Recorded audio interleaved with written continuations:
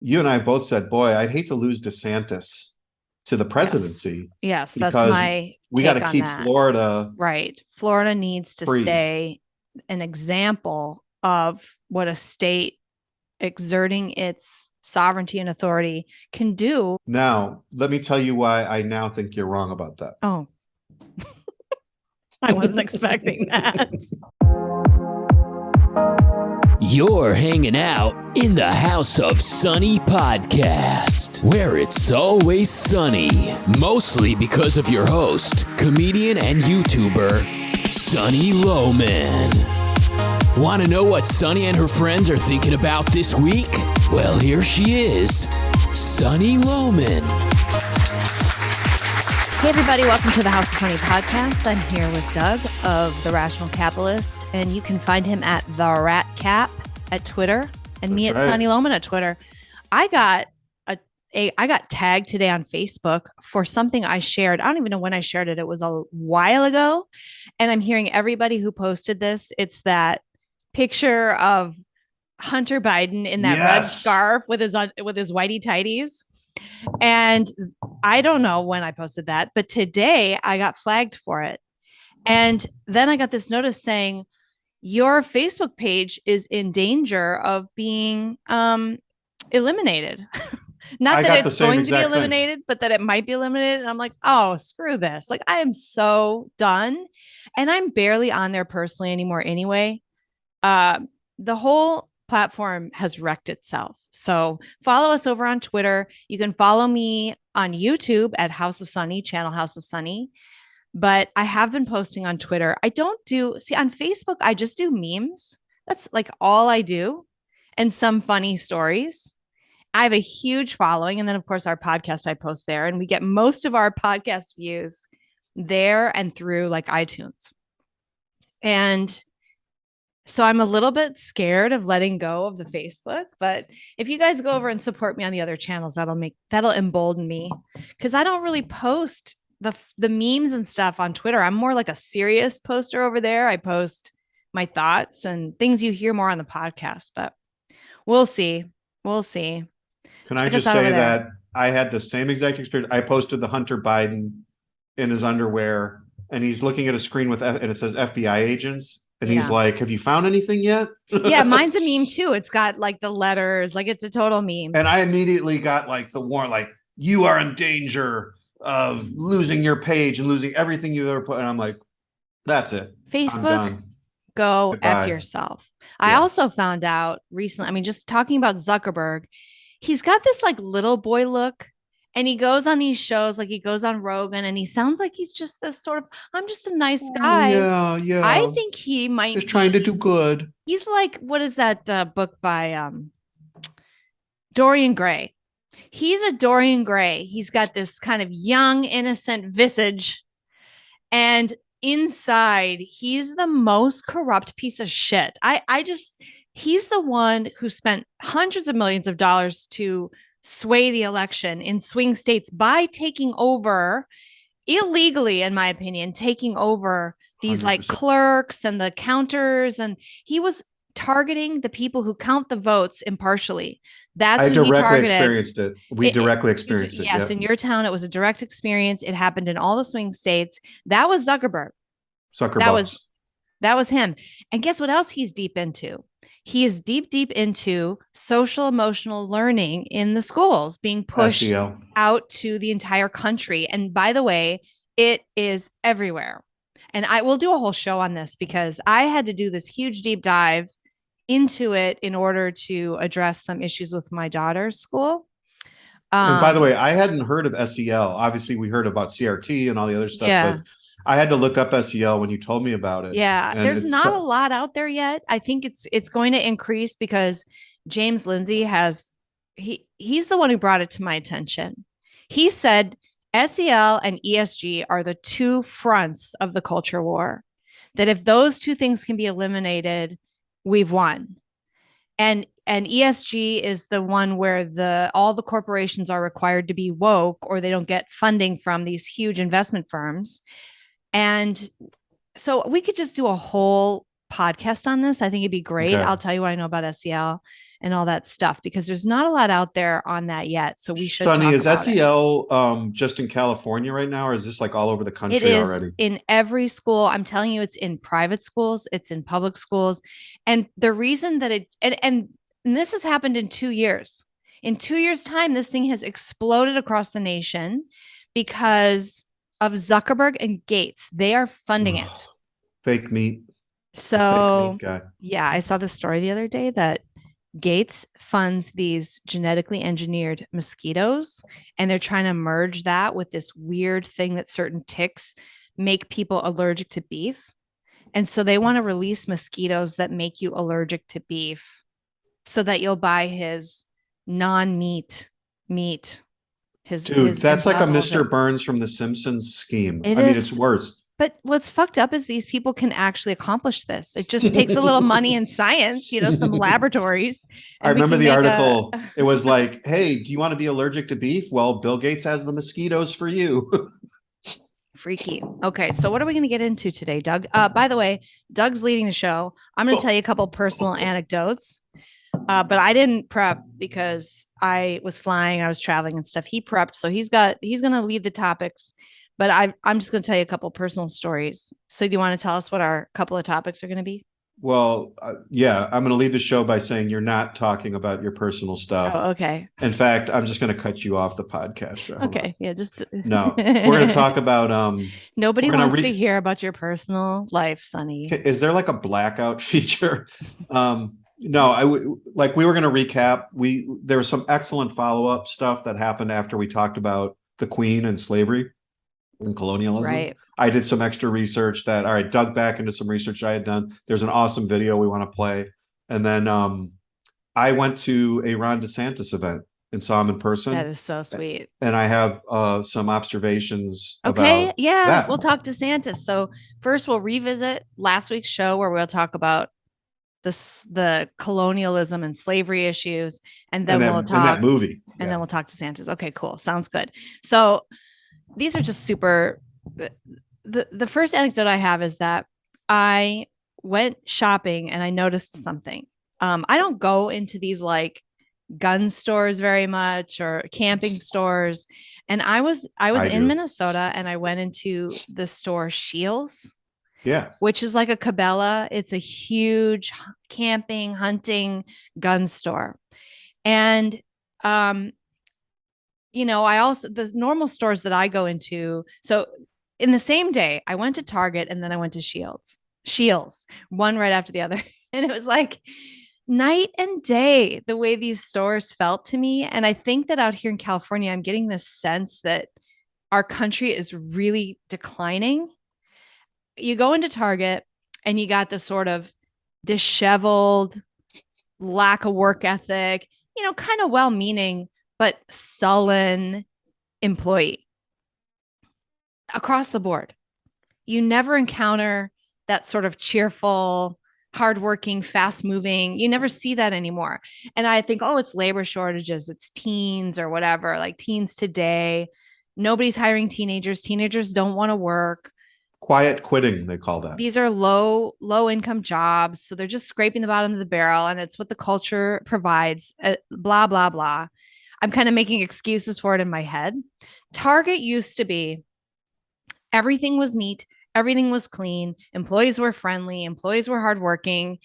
Everything was stocked. Remember that's why you went there over Walmart. That's why you go to Target. It was more expensive, but you dealt with this sort of better environment. There were the phones at the end of every aisle that you could just pick it up and go, I'm looking for this. And they would remember those phones? Mm-hmm. So now though, it's not that people won't help you. It's just that they're sort of sleepy and they just don't seem to want to be there, And then I go into Scheels and it was night and day. It was like, first of all, young people, teenagers working there. Hi, how are you today? Just not fake either. Not that fake like they've been told in a lecture. They need to say, hi, how are you doing today? Every time somebody walks in the door. And so then they have that as like a how script. Are you today? Yeah. And make sure you talk enthusiastic. Hi, how are you doing today? It's just like forced Meghan Markle enthusiasm. No, this was like genuinely nice people. And I was greeted. I was told to have a nice day when I walked out by these teens with good manners, teenagers with good manners. And people were helpful. They were knowledgeable. And the shelves were full of stuff, stocked to the gills, everything neatly organized, everything tidy, no supply shortages. No supply shortages. I wonder how much of this is an excuse for just being like lazy managers. Oh, the supply ships, that's why we don't have any more fabric softener. Meanwhile, I go to Shields and they've got everything they carry. There's not a blank spot anywhere. And that's a huge, huge store. So that's just an observation. I don't know what's really going on in the world, but clearly there's a value. Same thing issue. At Chick-fil-A. Yeah. So my son had worked at Chick-fil-A, and they take customers. First of all, they take their hiring process very seriously. Right. Then they have orientation on how to deal with customers and there is a little bit of the fakey thing, but it's also a culture. They've built a culture. Right. Like, if you work here, we have great customer service. We're nice to everybody. This is how you deal with other human beings. Right. And it's conservative. I mean, it's due to religion and conservatives. I mean, I hate, I'm an atheist.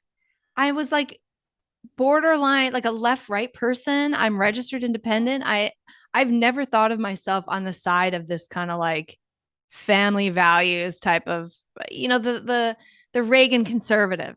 Yeah. To me, I never really identified with that, but now I do, because I just want basic freaking good people around me. And apparently that's what that is. We're like atheist Christian fundamentalists now. Yeah, right. Family first. All right. So that's my first anecdote. And then the other funny thing that happened was, you remember the Scholastic Book Fair?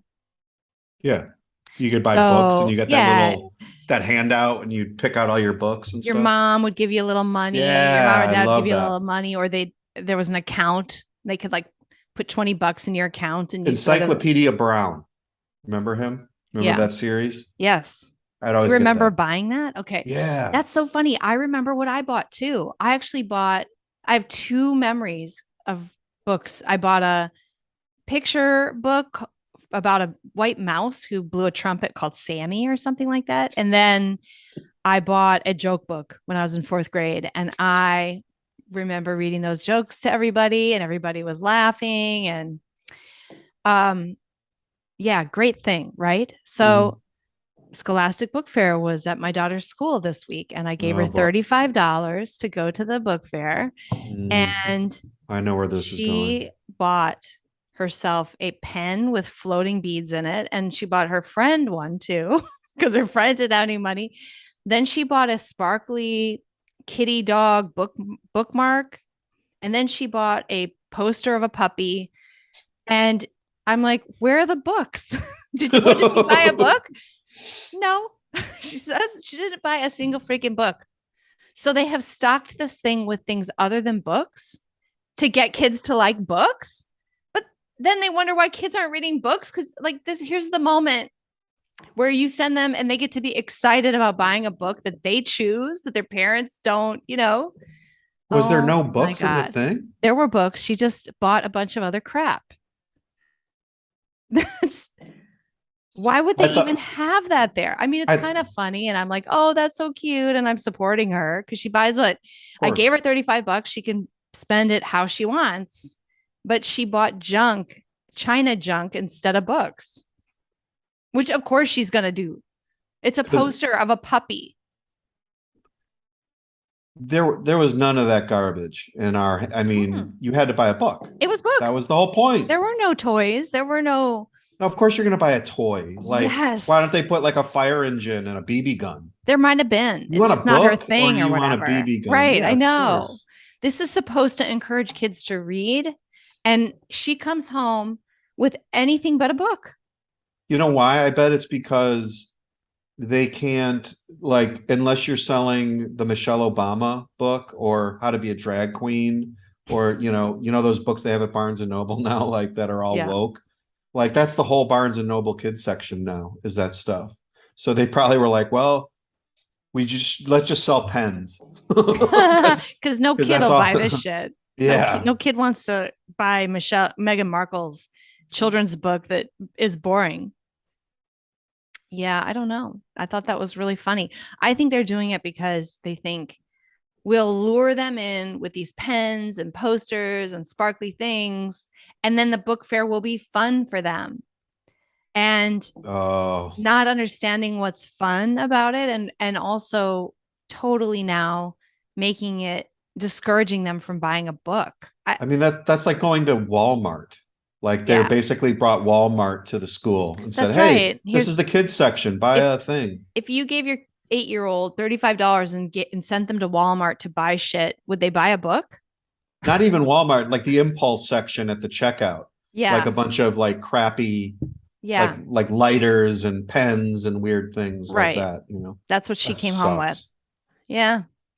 So I thought that was kind of funny and just ridiculous. And I don't think we're going to do, I mean, I will do the book fair just because it's fun for her with her friends to have money and go shopping.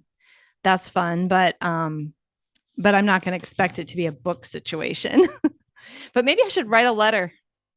Maybe I should write a letter and be like, what are you doing? You're supposed to encourage kids to read, you know?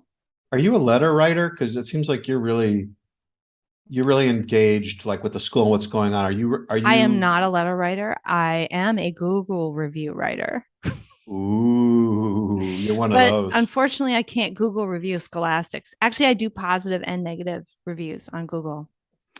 You know why I write them? Because I follow them. I rely on them so much. We've moved around so much that just finding services and finding places to go has just been a constant thing I've had to do. And Google and Yelp are so helpful in that regard.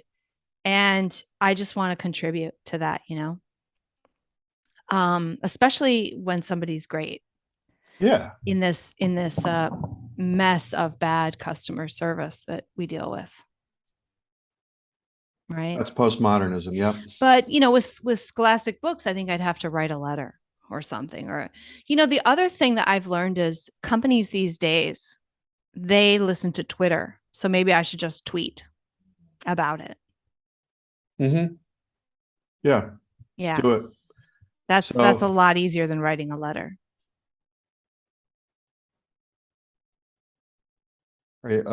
Hello? Yeah. Okay. The screen froze. So do you want to get into this thing from last week? Yep. Let's get into it. So last week, right, we were talking about the death of the Queen, and there was a bunch of fallout after that because the woke progressives were saying, she's a symbol of colonial empire and oppression and blah, blah, blah. And then we also played the trailer for that crazy movie, The Woman King or whatever, which was like these black tribal women who are going to fend off the evil white man who was coming to enslave everybody. Right. Meanwhile, they were a tribe they were known most for capturing and selling Africans. So let me show. Can you just let me know if you can see my screen? Yes.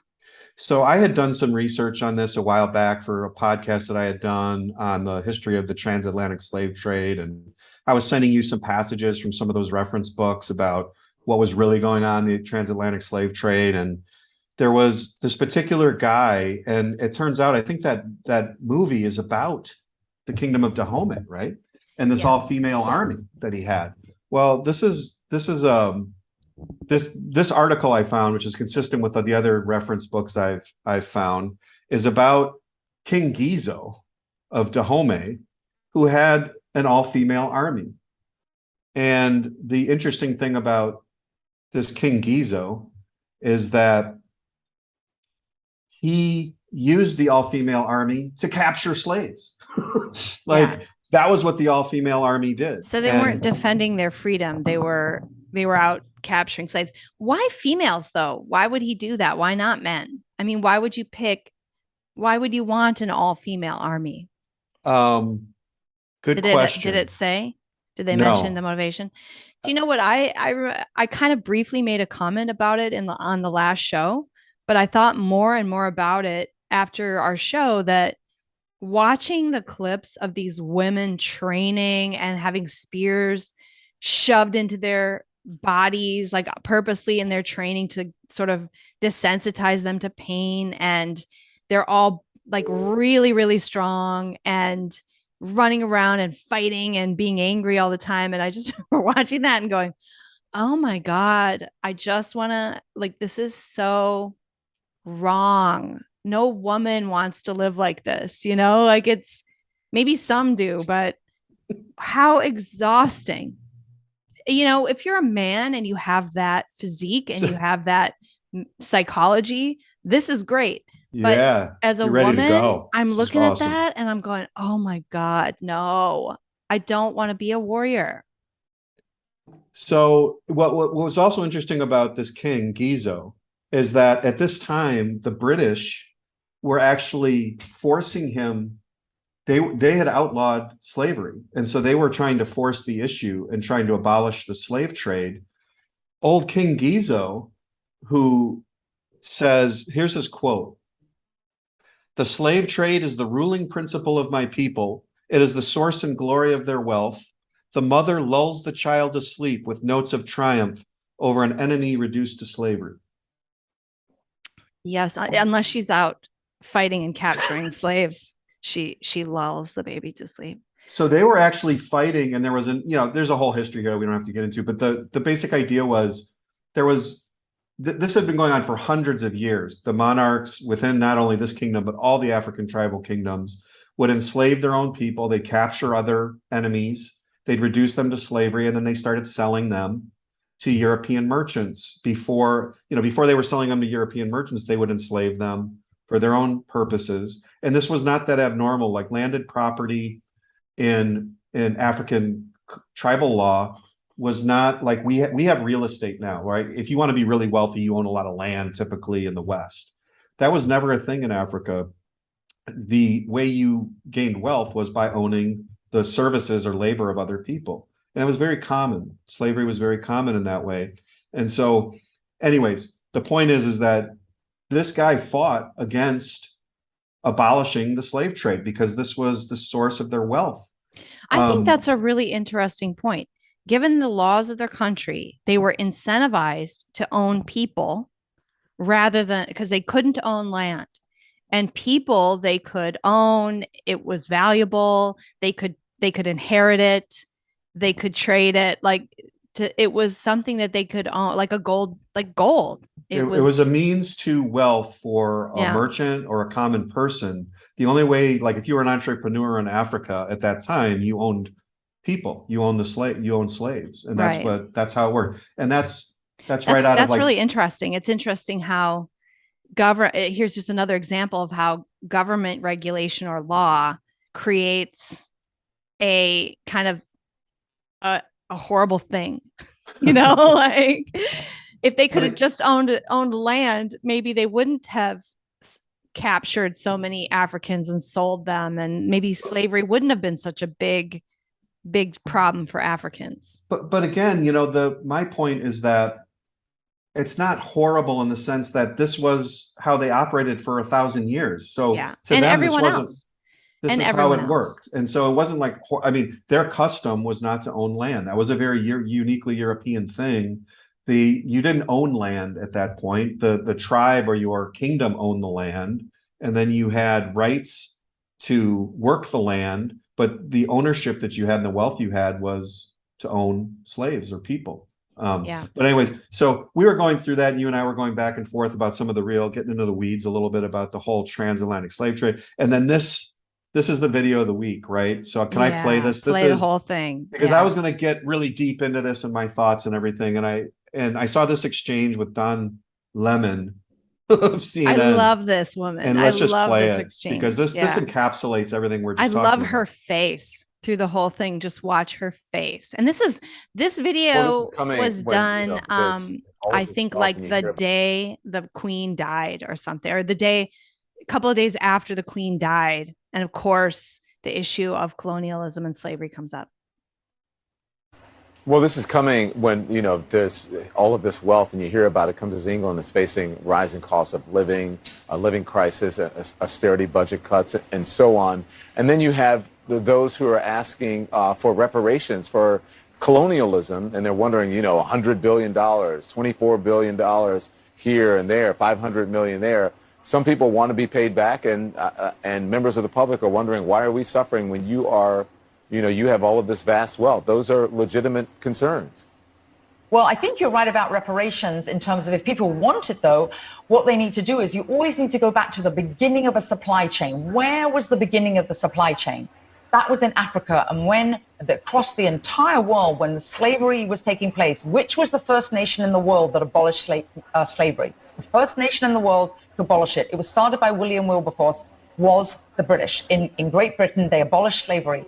2,000 naval men died on the high seas trying to stop slavery. Why? Because the African kings were rounding up their own people. They had them on cages waiting in the beaches. No one was running into Africa to get them. And I think you're totally right. If reparations need to be paid, we need to go right back to the beginning of that supply chain and say, who was rounding up their own people and having them handcuffed in cages? Absolutely. That's where they should start. And maybe, I don't know, the descendants of those families where they died in the high seas trying to stop the slavery, that those families should receive something too, I think, at the same time. It's an interesting discussion, Hillary. Thank you very much. I appreciate it. It's an interesting discussion, Hillary. Thank you very much. I appreciate it. He's like, don't. That's an interesting discussion. I guess we'll have that later. Actual history? What?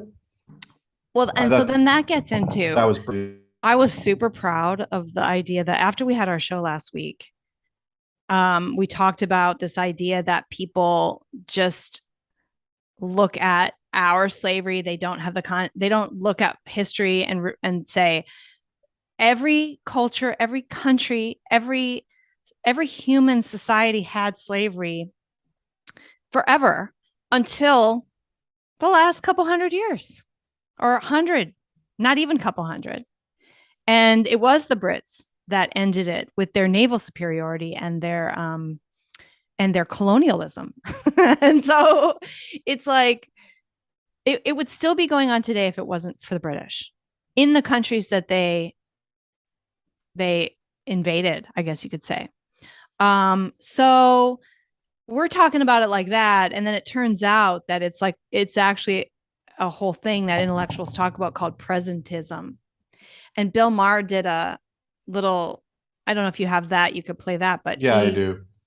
He did a great clip on that idea, which is similar to what we were talking about, similar to what Tucker talked about. I think this is really making the rounds, and I'm glad to see it, because the problem with a lot of these woke ideas is the literal ignorance of the people spouting this shit.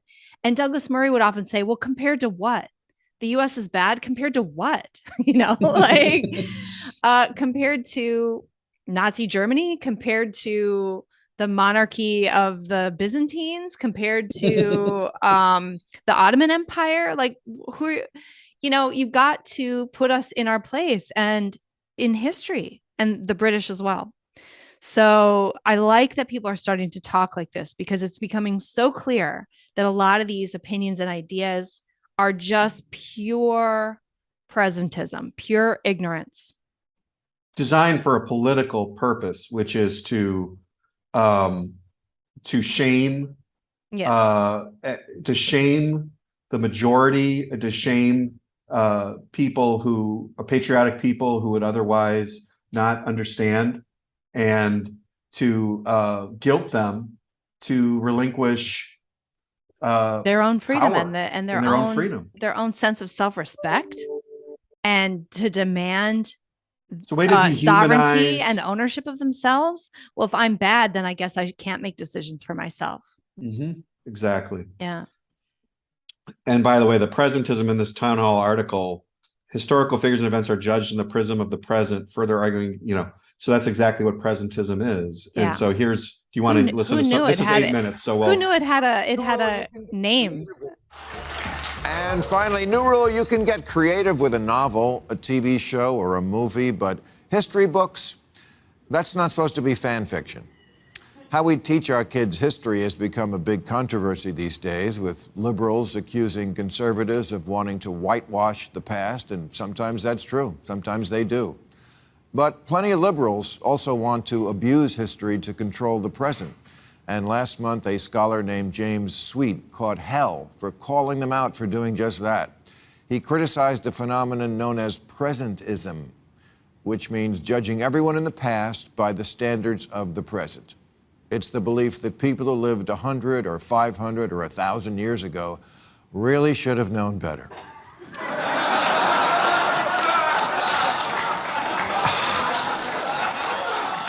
Which is so stupid. It's like getting mad at yourself for not knowing what you know now when you were 10. Stupid me, spending all that time raising sea monkeys and playing with slot cards and jerking off to a Playboy in the barn. Who doesn't have moments from your past that make you cringe? Who hasn't said, I can't believe I said that? I can't believe I wore that.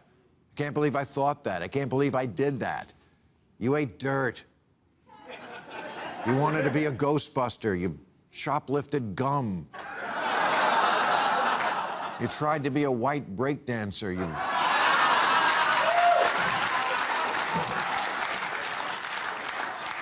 You wanted to marry Scott Baio. I read Ayn Rand.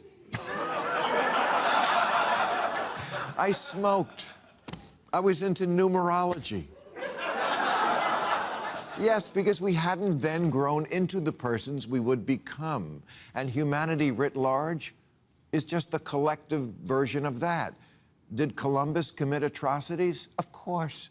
But people back then were generally atrocious. Everybody who could afford one had a slave, including people of color. The way people talk about slavery these days, you'd think it was a uniquely American thing that we invented in 1619. But slavery throughout history has been the rule, not the exception. The Sumerians, the Egyptians, the Greeks, Romans, the Arabs, British, the early Americans, all the way up through R. Kelly. Hey, let's stop it here. I was just thinking, though, it's interesting that the British stopped the slave trade with their navy, but their navy was almost 100% conscripted. It's kind of its own kind of slavery. Yeah. Yeah, absolutely. And well, if you were a subject of the British monarchy, you were effectively you're a subject. Yeah. But So- even so, they would at least earn money, and they would partake in any prize money. So, they would get a share of prize money, and they could even get rich. The average, sailor could even get rich. So they weren't totally slaves, but most of them were there against their will and had to be. They would round them up. They would send out gangs of officers to go round up at the point of a gun. Any able-bodied guy would get caught in their net and thrown on a ship, and then they're just stuck there. Well, they would also allow prisoners, Yes. and people that were in jail. They would conscript them. They also impressed Americans. Yes. They would during the war. That was one of the things that led to the War of 1812 was the British would. Yeah, because they just felt like, what's your duty? A U.S. merchant ship. They would capture the Americans and they'd impress them into the British Navy. So these were all it wasn't like black and white, like, oh yes, the British are great. They're awesome compared to our standards today, which is total individual rights and individual freedom. It was like, well, okay, we're going to abolish slavery, but you kind of still are a subject of the British monarchy. And if you don't do what we tell you, we'll kill you. That's like. Yeah. So that's interesting. Pretty good.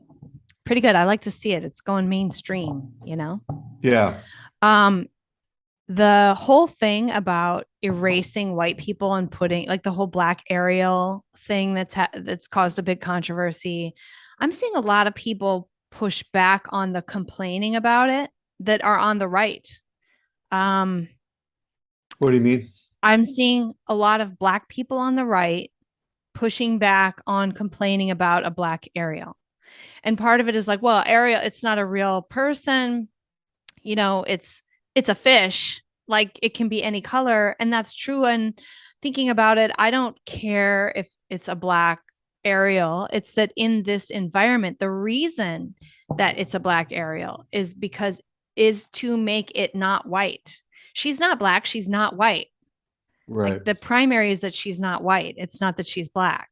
They didn't look for the best actress for the role. But even amongst Black people on the right, they have this leftist kind of corruption in their brains saying, well, for years, Black people didn't get any roles. And so it's like a reparation of fucking Hollywood parts.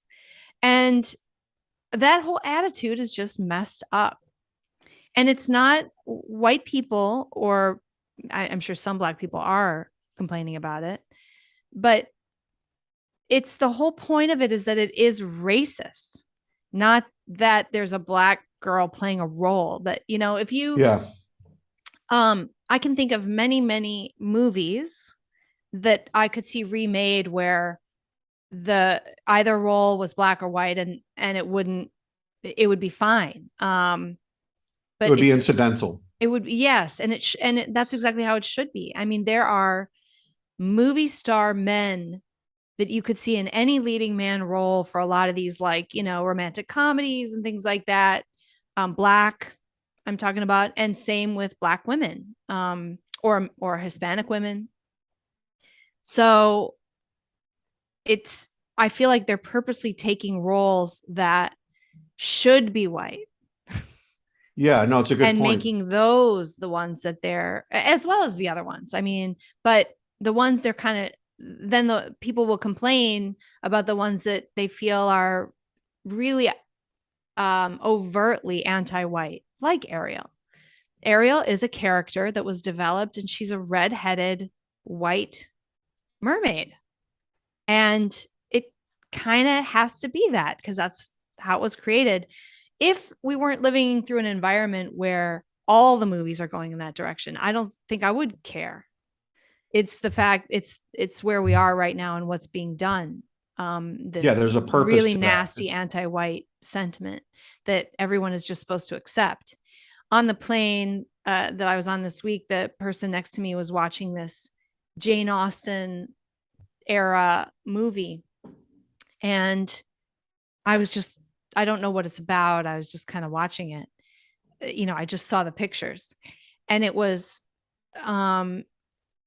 the two lead women were Indians, and the lead man was very, very dark Black, and it is unnatural. I mean, it's jarring, and it makes you think this is done to not, they're there because they're not white. Not because they were the best actress for the role. And frankly, when you're talking about an era in history of a certain people, it's just, it is an elimination. It feels genocidal. What if we were doing a movie about like the 1920s Harlem jazz scene, and we put white people in for like Louis Armstrong or something like that? I mean, well, like, or not a real person. It's just a generic movie about the Harlem jazz scene, and we'll just make them all white. Yeah, I mean, isn't that called cultural appropriation? Yet it doesn't go the other way. Like the Jane Austen characters, this is like British. Imagine royalty, we did that purposely to not let Black people act in these movies. So it's not so much like, I don't even care if a bunch of non-white people want to get together and wear those dresses and act those roles that are so fun. You know, I'm sure that in some ways they're just really great roles for women, especially. And but that's the origin of blackface. It was like, we can't have Black people in movies, so we're going to take white people and put blackface on them, like to portray a Black person. I mean, how is that sort of different here, where it's a obviously white character at a white time and a white culture, and you're putting a Black person in there just so that because they're not white, it's just to stand it on its head.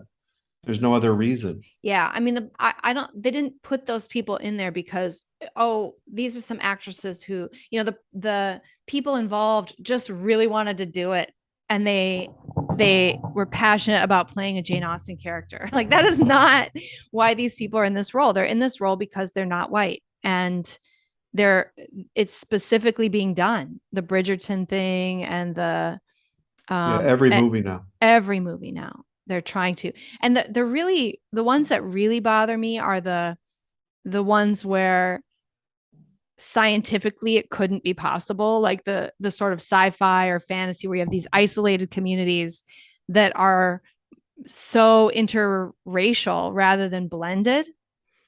Like you could roll up on one of these communities and everybody's kind of a shade of brown, but they're around the same shade of brown. I mean, that's how like you don't get white and black and then Indian and then Hispanic. Like you don't get those races in an isolated, remote, on a settlement on a planet over generations.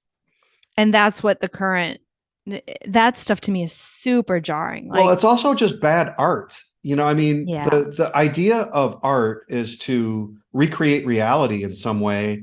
And to the extent that you are trying to put someone into a different universe that they're contemplating, whether it be a movie or a play or, whatever, you're trying to recreate actual conditions to make people feel like they're really in this historical period. They're really witnessing something. And when you don't pay attention to, let's say, the costumes, the culture, the actual, like, why do they have sets? Why, if you're doing an 1890s London scene, it's going to look like 1890s London. Otherwise, it would look stupid or anachronistic, and that would be bad art. And so the more realistic it is in terms of how you portray things, the better. And that makes it better art. And so if you're jarring people with like racial impossibilities, like it didn't exist at that time, there wouldn't have been a black person there, and we're just supposed to ignore that, or vice versa.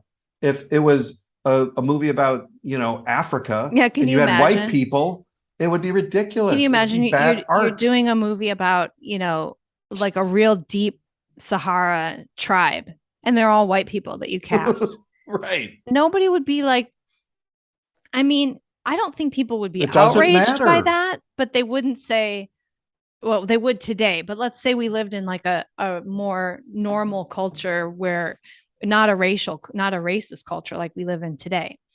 People would be like, oh, whatever. And they would laugh at it. They would make fun of it. And they would probably not go see the movie. They wouldn't necessarily be offended by it. And I think what I'm feeling today is, yeah, it's funny. I laugh at it, whatever.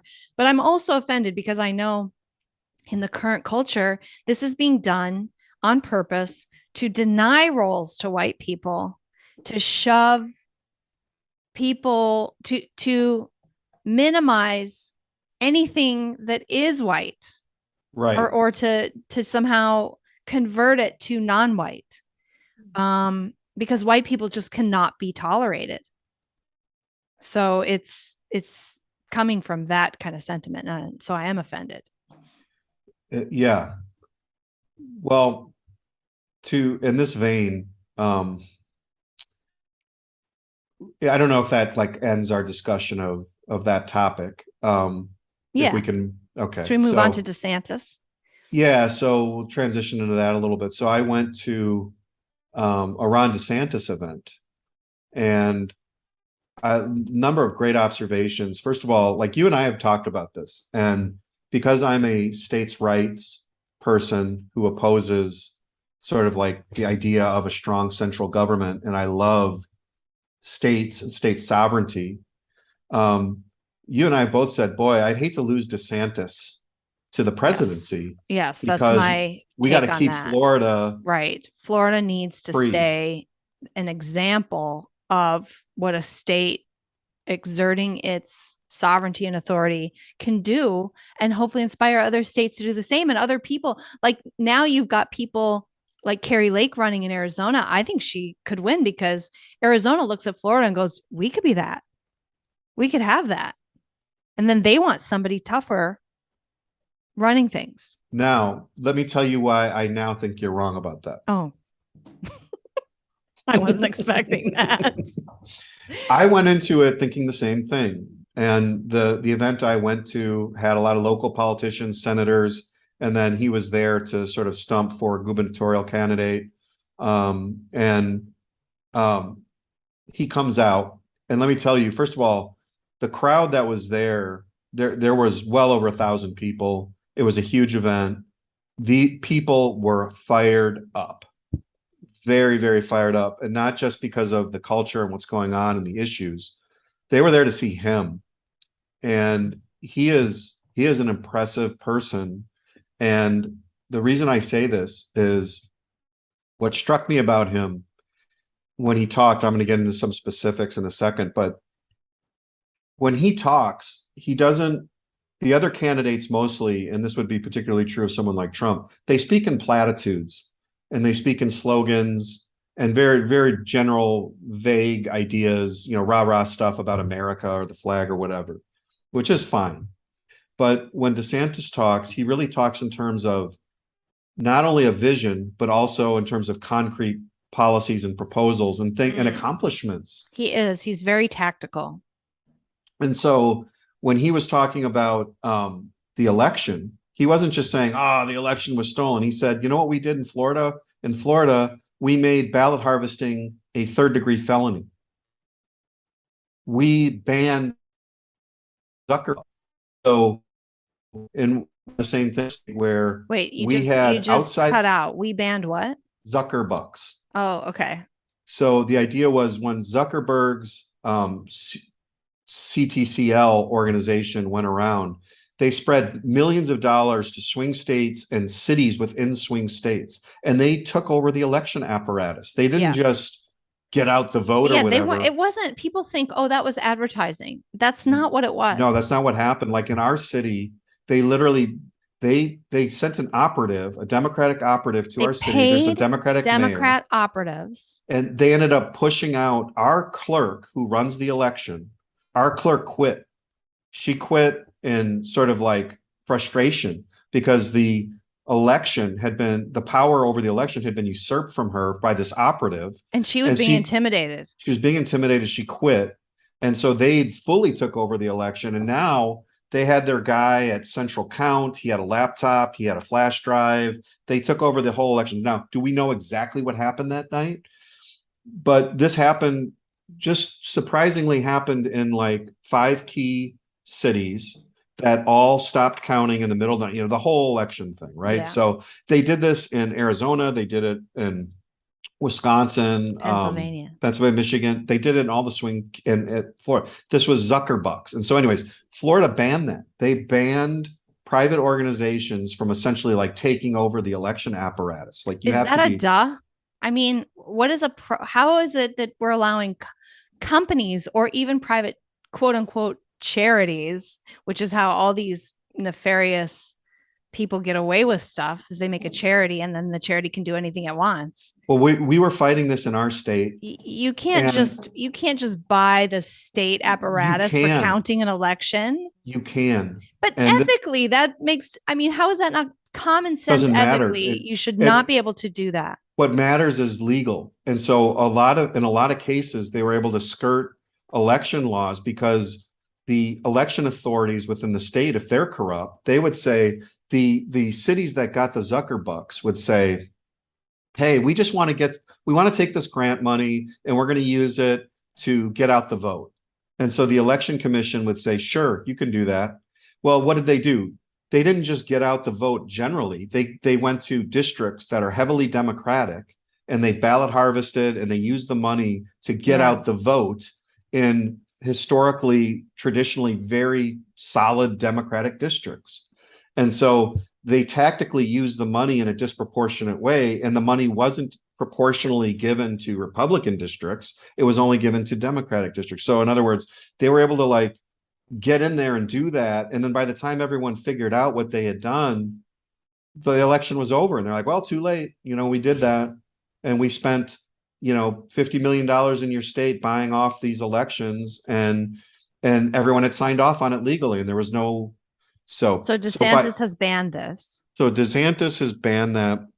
They made ballast And by the harvesting. way, it's DeSantis and a right-wing legislature of the state of Florida, correct? Yes. Because they have a Republican legislature. Yes. Okay. You can't send out unsolicited mail ballots. So anyways, when he was talking about election integrity, he didn't just say, "Hey, we gotta do something." He's like, "This is what we did," and you can't do that anymore. And now our elections are way more secure than they were. When he talked about it, of course, the Martha's Vineyard stuff, right? We haven't even mentioned that. To me, that was like, that is the greatest political. So maneuver. What he did, if people don't know, he sent 50 migrants that had, oh my God, I'm using the leftist words. He sent 50 illegal aliens.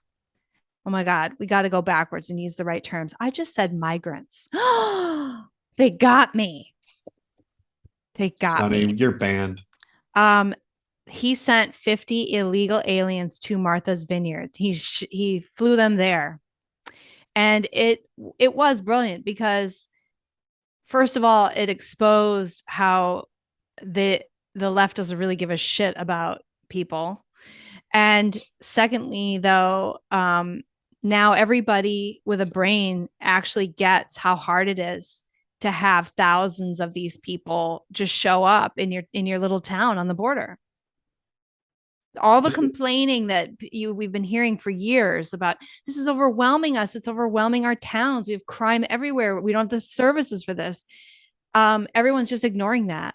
Oh, but the mom with her baby, or ripping the baby from the breast of the mother. If we send them back, it's just like the crazy tears are only for the immigrants and not for the people who live in these towns and states.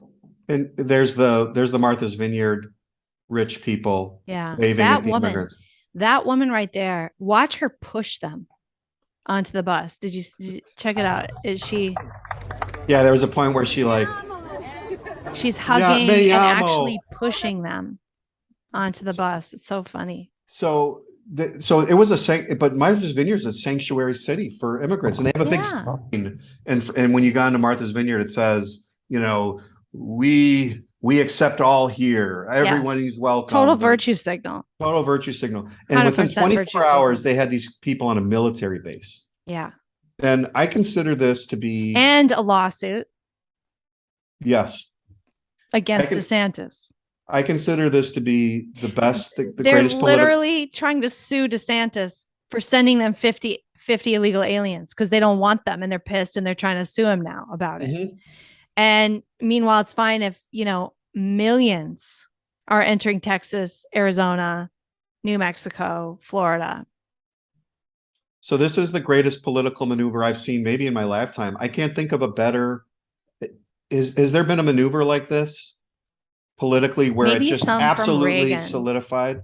Some like Reagan moves against the Soviets, perhaps. The only one I could think of is like when Reagan went into the Congress and he brought the Federal Registry of Laws and the tax code in physical form, and he dumped it on the lectern. And it was like, it was like 100 phone books worth of federal laws, to illustrate how big government had gotten. Yeah. I mean, stuff like that, right? But I haven't seen like this is something. Pretty good. This is good.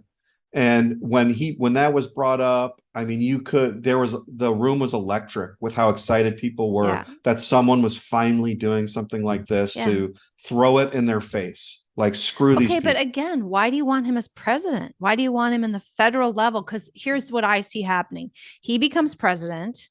Now he's bogged down by, it doesn't matter if it's a Republican Congress, because they're not on board with the will of the people. They're part of the DC swamp.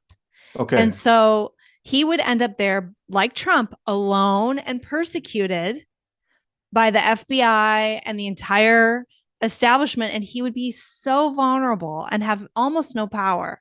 Where he is right now, he holds all the cards. Mm-hmm. Well, okay. So let me speak to that, because what I was thinking while I was watching this and just feeling the room was that this guy is special. This isn't, so, and let me go back and make another statement here. Like, the difference between Trump and DeSantis. Trump is like a marketing ambassador or an Yes. endorser. And He's not so good at tactics. and DeSantis is a CEO. DeSantis is not only has a vision, he knows how to implement it. Trump was like he's an ambassador, he's a marketer, he's like an infomercial, like for something. But when you need something actually done and you need the machine to work, you need an engineer, you need a CEO. I understand that, but do you really think that's even possible on the federal level? To a certain extent, no. But what I'm saying is because he is special and because we're at such an important point in our history as a country, this is it. Like, to me, this is it for America. And the most special, most uniquely talented person we have, who not only has the right vision, but who's also been in Washington, who's tactical, who's an operator and knows how to work the system, who's savvy in this regard, unlike Trump, who was in way over his head, didn't know who to hire, was hiring idiots. He put Jeff Sessions as the attorney general. I mean, he made one mistake after the other, tactically and politically, because he's kind of a buffoon. I mean, he's a good rah-rah guy and had a good spirit. Yeah, right. He did especially made mistakes with people, because that's where he failed with COVID too, where he just let Fauci and Birx just run the whole thing. Right. And then he put his vice president Pence in charge of the whole task force.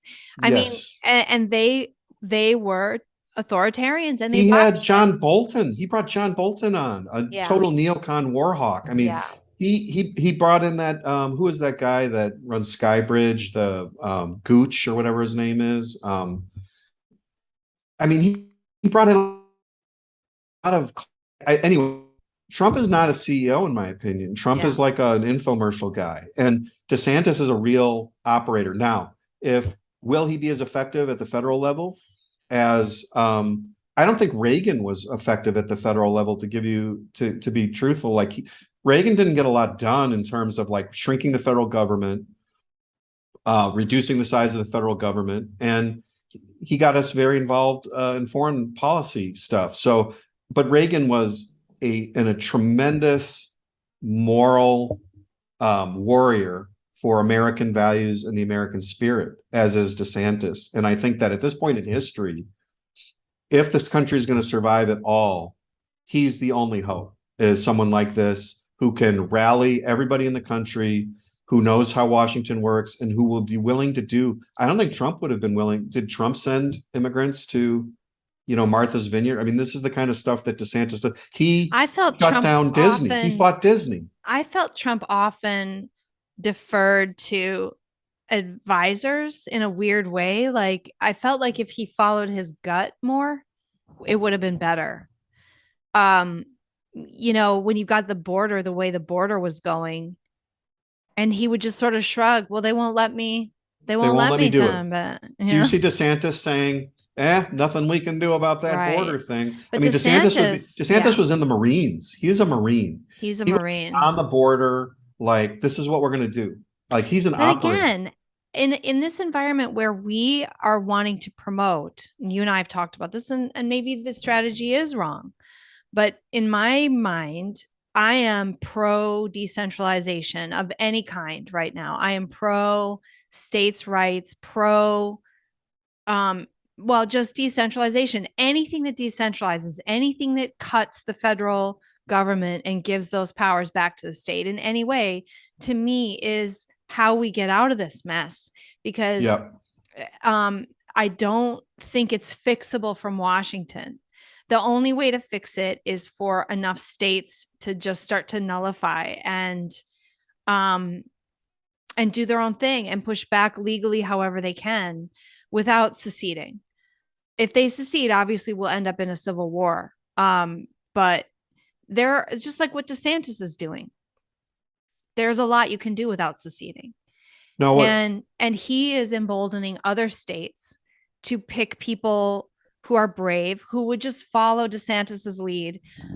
Is it better to have him as that kind of leader in Florida, showing all the other states what can be done and how to do it, versus going to the federal level where he's just becomes a spokesperson, because he won't be able to get any laws passed and he won't be able to avoid the fact that he will be under constant impeachment and persecution from the FBI and everything else. I mean, everything will be thrown at him. Yes. So the choice then is, does he become like Jefferson Davis, like the president of a confederacy that's trying to secede from the federal government? No, I'm not saying secede. I'm saying no, I'm saying metaphorically. He's going to become either like the leader of this movement within the states to essentially nullify and soft secede, to decentralize the federal government just by virtue of, but legally, not by leaving. Yeah, of course. Yeah. So, but what I'm saying is, like, if like we saw what they did to Trump, because I think Trump was a buffoon tactically, and I don't think he understood Washington, and he didn't have good people around him who knew how the system works, how the deep state works, and how the FBI works, and the Justice Department and everything else. And I think there would be a different outcome. Do I think the deep state? I mean, I already saw an article in the New York Times that said, boy, this DeSantis, he's like a savvier Trump. He's dangerous because he knows how Washington works. So they're already like, ooh, and you know that they're going to go out. So my point is that if you send him there and he can't win, and he can't be a hammer to the deep state and the federal, and the federal Leviathan at some point, then to me it's like, okay, we're done. We have, like, the country has to break apart. This is like, I'm just saying, this is the last hope. He is the best guy. If you're going to try and keep this together in some way, he could do it. He's got the ability to do it. And I think he's got the right ideas and the right spirit, and he's tactically able to do it. If he loses, or if he can't do it, or they get to him or whatever, then I think it's totally over at that point. I think he goes back to the state, and we all move to Texas and Florida and South and places like that. In a way, though, you're kind of saying, but so what you're saying is it's all in with my strategy of fixing things in the federal government from Washington, or we have civil war, rather than try the other strategy, which is to try to decentralize via the states just nullifying and using the current laws. I think you do both. Yeah, but I don't think you can do both without a DeSantis leading the way in a state. 100%. But I think that because of the example that he set in Florida, he could handpick someone to replace him. They've already got all of this precedent and all of this legislation that they've now set within Florida, and he's going to win. And it's shown that he's a winner. Like, that strategy wins in Florida. So I think Florida's in pretty good shape. What's great about that is it was a purple state. I mean, it was not like a red state. That's what I mean. Like, his power is not just to like preside over a 50-50. His power is he changed the whole culture of the state. Like, he's a 90% winner now, like, odds wise, because when you do stuff like that and you pull stunts like that, so to speak, and you fight back, that's what wins. That's what the example of Trump was. Like, Trump is a buffoon, and he still won just because people like the spectacle of someone who's confident, who's willing to do something. We need more people similar to DeSantis. If we had more people like that out in the States, I would be more comfortable with him going to the presidency.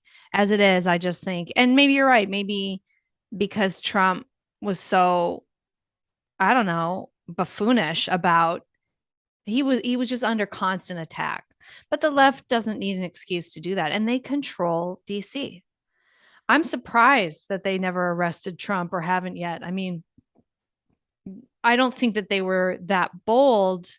They were trying to do things in a way that wasn't so overt. But now that they're calling us domestic terrorists and white supremacists, now that they are so vilifying our side, I don't think they would hesitate to be a lot harsher. I think if he goes to Washington, he risks triggering a civil war, because they will end up doing something like arresting him. Good. Then that's what needs to happen. Like, do you think that remember, Trump is the one who put Christopher Wray in charge of the FBI. I know. So what I'm saying is, DeSantis, he's going to fire the current head of the FBI. He's going to put his own attorney general. I mean, the culture of all those departments would change overnight. he would be the head of the executive branch. I mean, that someone who take knows the what authority. they're doing. He would take the Yes. authority of the executive branch. Is what you're Yes, saying. I don't think he's going to allow them to have a policy within the DOJ that casts conservatives as domestic terrorists. You know, anyone that questions the election should get I arrested. just don't know how that would go without having a real squad or a real right-sided group in Congress to support him. I don't know. I'm not sold on it completely. I get what you're saying, and I think he would do a better job. The question is of strategy. Is because I mean, ultimately we want our freedom, but we're also trying to avoid civil war in some way because we don't want war. We want our country back without war. I don't know that that's possible. I think, I'm maybe not that red pilled yet. That I think if I thought that were the case, then I would want him to stay in the state too, because I would agree. say, let's just go for civil war. And he's better off running a state that effectively. But then I wonder, okay, to avoid civil war, is it better to try, I don't know. I don't know the answer. We've just gone over it all. But I'd say that this is what, when I was in the room with this guy and I felt the energy of this crowd and this group of people, and you saw the media reaction to him within the room, the cameras, the level of attention that he's getting right now. What I'm saying is that this was special. This was different. This is not just a regular I agree guy. that he's the best we've got right now. He is so good on so many levels. I'm really disappointed in the people on the right, supposedly people on the right. It's mostly the middle grounders, leftist sympathizers who are like, oh, DeSantis should not have gone after Disney. It's a private company, blah, blah, blah. Bullshit. Yeah. 100% wrong. Disney has its own government in Central Florida. I don't know if you knew that. Disney had its own government. It was being subsidized by the state of Florida. Well, and it wasn't subject to the same laws as other corporations. It's not a private company.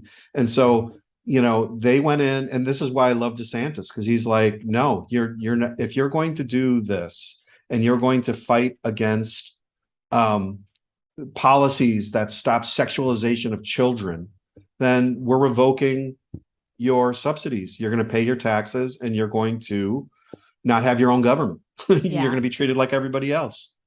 Yeah. Well, the fact that this giant corporation that doesn't even reside in that state would try to throw its weight around to subvert the will of the people who live in the freaking state, that 100%. was really gross, and they deserve to be smacked down just for that. So anyway, okay, well, I think we got to end there. Thanks for doing prep for the show today, Doug. That was nice. And I guess everybody, let us know what you want us to comment on. Let us know what you think about today's show. And hey, what strategy do you think would work? Where should DeSantis go? Should he go federal? Should he stay local? And by the way, there was no intimation that he's going federal in his speech. It was all about Florida winning the governorship, and it was pure Florida. There was nothing about. But I mean, I don't know what he's thinking. He's never said he's not running. I'm sure, it's out there. Maybe if he's Trump the leader runs, in the polls. If Trump runs, he won't run. He'll run after Trump. The worst thing would be to make him vice president. I don't want. God, heck yeah, no. When I see signs like that, Trump, DeSantis, I think, oh fuck no. And one more thing, I'd say 100% of the people I've spoken to that were at the event or were not at the event have said Trump needs to go away. They love DeSantis. Everyone wants DeSantis. Like, I've not heard one person say they prefer Trump over DeSantis. Yeah. All right. I don't know. Interesting. All right. Well, hey, everybody. Thanks for joining us. We'll see you next week. It's been the demise of bad ideas, and we'll know what's right when she's done. So download this free podcast now and give perspectives you may lack. It's concise and right and achieves world peace. Guaranteed all your money back. Last time, ready?